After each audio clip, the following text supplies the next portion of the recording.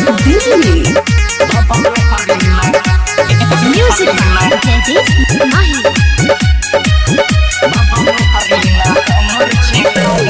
कौनो त साजा के कॉलम स्वीकार हो, मेहरी के अवसन में करेम विचार हो बाबा।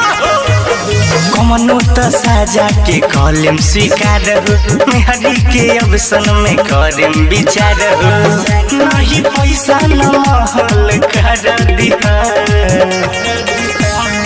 आ भले लहंगर लुझा गवार दिह, बाबा मेहरी न हमर छिनार दिह।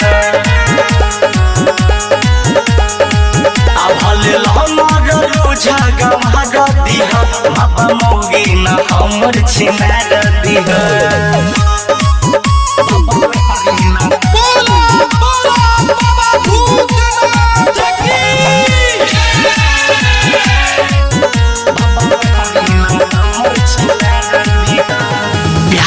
के नाम पे होता टे धंधा, सुना डचे नियत गंदा बाबा।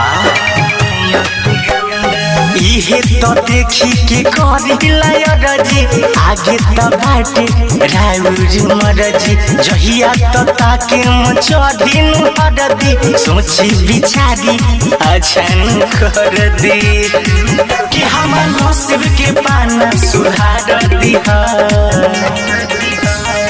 आ भले लहंगर लुझा गवार दिहा, बाबा मेहरी न हमर छिनार दिहा। आ भले लहंगर लुझा गवार दिहा, बाबा मौगी न हमर छिनार दिहा।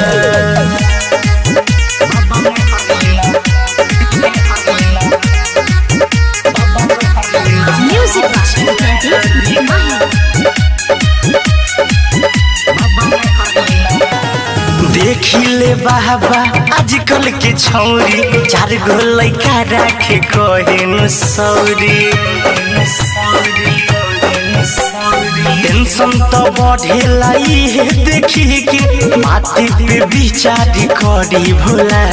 शादी के बाद होला फरारी, ऐसन जमाना में इहो होला। ना तो अकेले जिंदगी गुजार दिहा बाबा।